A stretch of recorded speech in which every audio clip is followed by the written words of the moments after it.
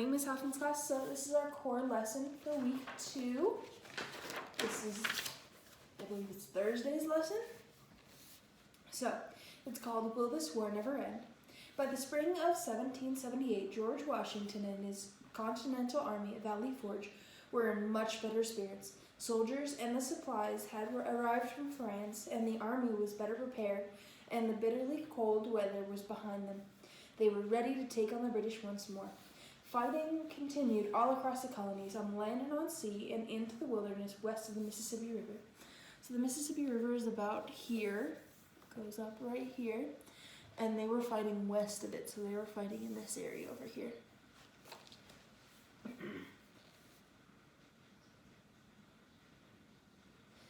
Will this war never end, people wondered? Is it worth the loss of so many lives?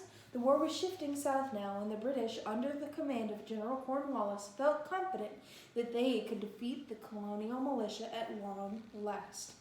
Indeed, the British won quite a few battles in the south. Little did they know, though, that their success was about to end.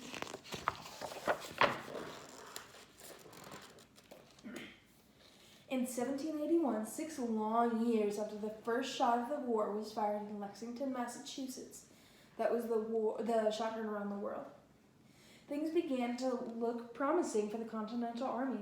George Washington received news that 28 French ships were on their way to the coast of Yorktown, Virginia, which is that star over there.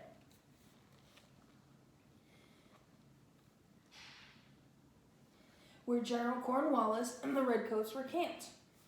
He was very excited. George Washington came up with a plan to track the British.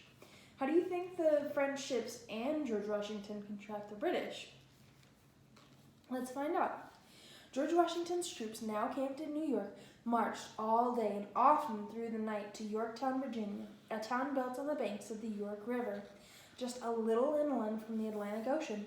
While Washington moved his troops over land, French ships moved in by the sea. The British couldn't escape by land because the Continental Army was blocking them, and they couldn't escape by sea because the French ships were blocking them there.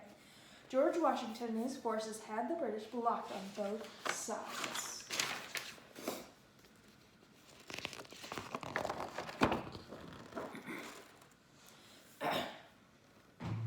British drummer boys waved a white flag to show their surrender, and bands are rumored to have played a tune called The World Turned Upside Down.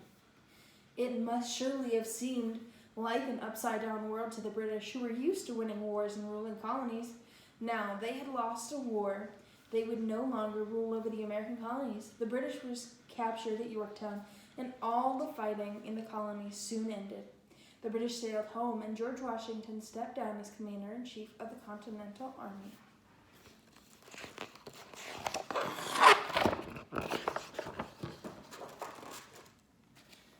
So the colonists and the British had to agree to a peace to no more fighting. So representatives from both sides met in France to work out the argument. It took 2 long years in Paris, France, to plan for peace. In 1783, Benjamin Franklin was there to sign the peace agreement that give the American colonies their independence. Now, who remembers Benjamin Franklin? They were finally free of British rule. They would no longer have to pay taxes to the British king. Their new nation reached from Canada all the way in the north to Florida in the south, to the Mississippi River in the west. Now that the British were no longer in charge, and the colonists did not have to obey the rules of a distant king, who would rule the nation now? Some suggested that George Washington be made king. King? He scoffed. We have been fighting to get rid of ourselves of a king. Our new government must be one where the people rule. But how? So why do you think George Washington did not want to be a king, or have a king to be a leader in the U.S. government? George Washington, exhausted by 6 years of battle, wanted only to go back to his family. He loved Mount Vernon, where he was from, his home on the Potomac River in Virginia. He deemed He dreamed of being able to ride peacefully about his farm, listening to bird songs instead of shouting out orders to his men. Washington's wife, Martha, had been a great help to him during the war, bringing food and clothing to his troops during their long, hard winters, and even camping out with them in their field tents. She, too, looked forward to spending time with her husband in the comfort of Mount Vernon.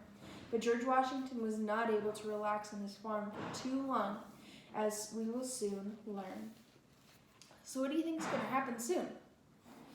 So how did George Washington win the war? Did George Washington remain commander-in-chief after the end of the war? I want you to think about that. And were your predictions about whether or not the war ended correctly? And did the war between the British and the American colonists ever end? Alrighty, everybody, check in for the craft video for today. It's another booklet. Super exciting because you get